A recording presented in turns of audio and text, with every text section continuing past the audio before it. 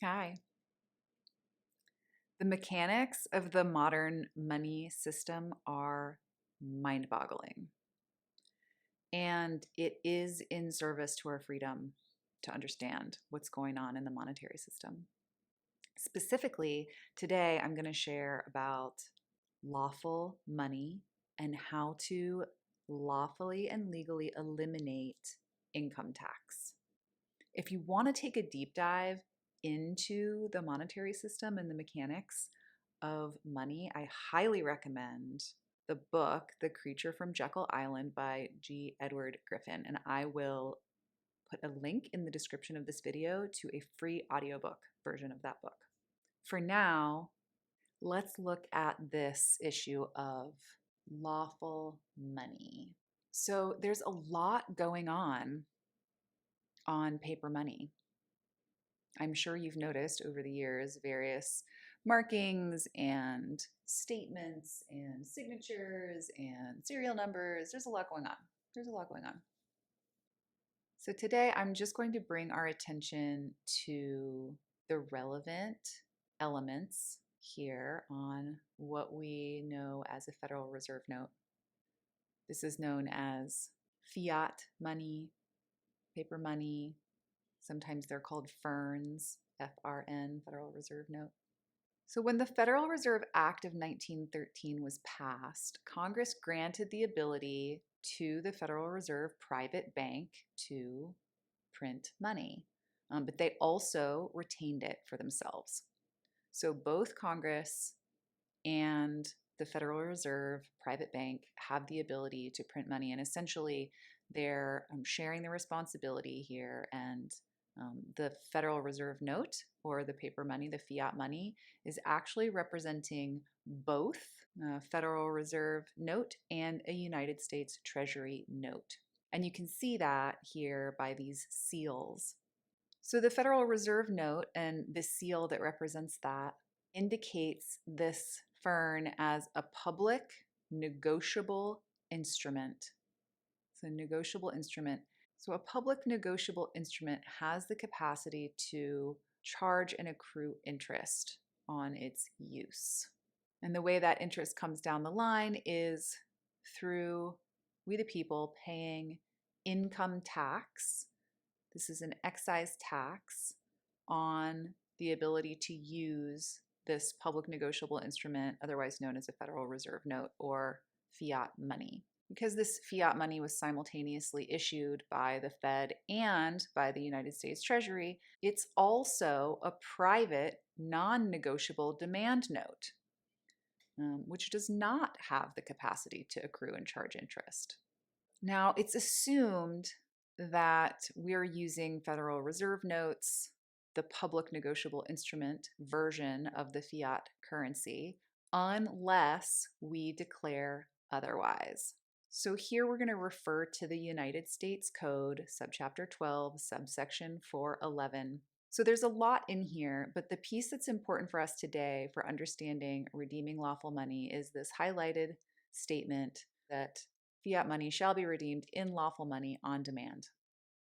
And that's really what we need to know in order to redeem and demand lawful money.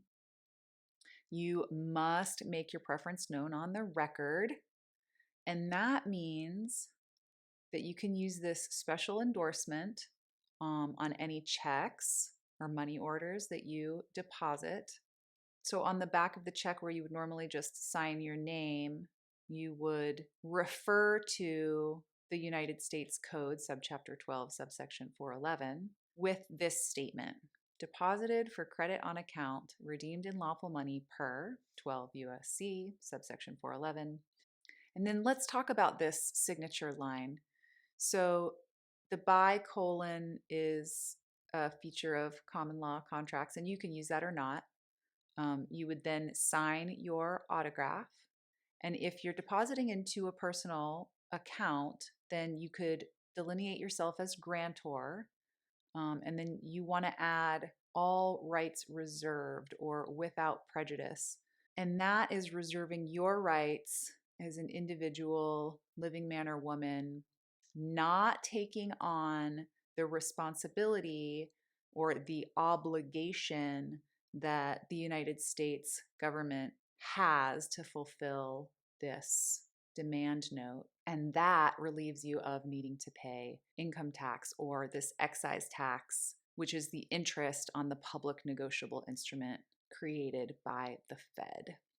So, the important piece for demanding lawful money is keeping a record. So, ideally, you will have paper checks that you can endorse with this special endorsement.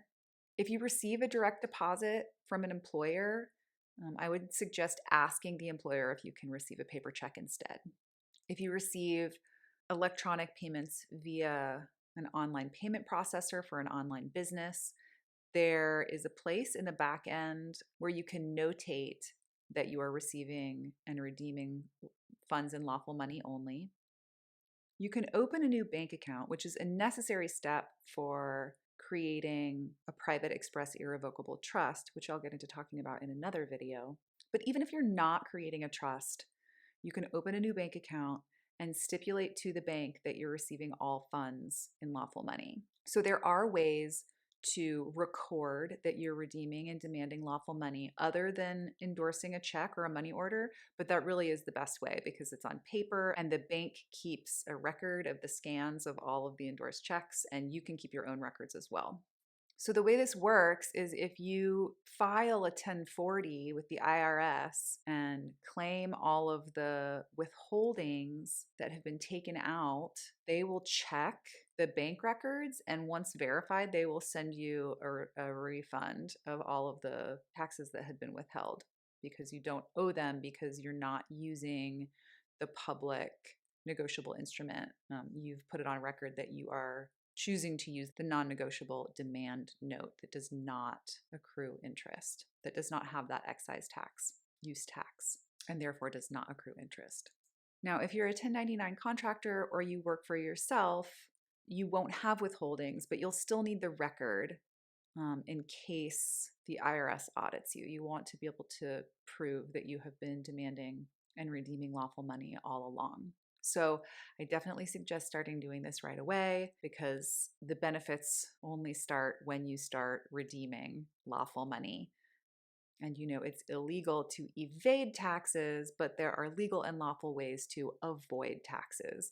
And this is the most straightforward way to legally and lawfully avoid taxes, and you can start right away.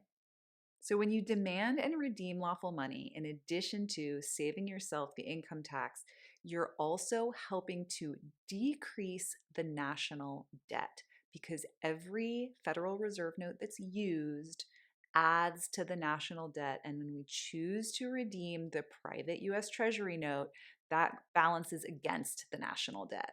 It stops the debt in its tracks. And I'm not going to go into the money mechanics in this video. Maybe I'll get to that another time. Check out the book, Creature from Jekyll Island, if you're interested.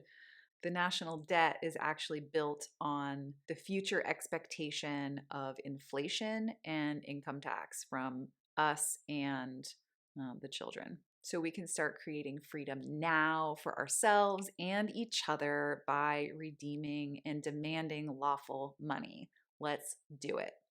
So all of this information and so much more is in the free Outer Sovereignty Starter Kit. I will link that in the description below. Please help yourself and start using the tools in the starter kit right away to create more freedom for yourself, your business, your family, and we the people. Let's do this.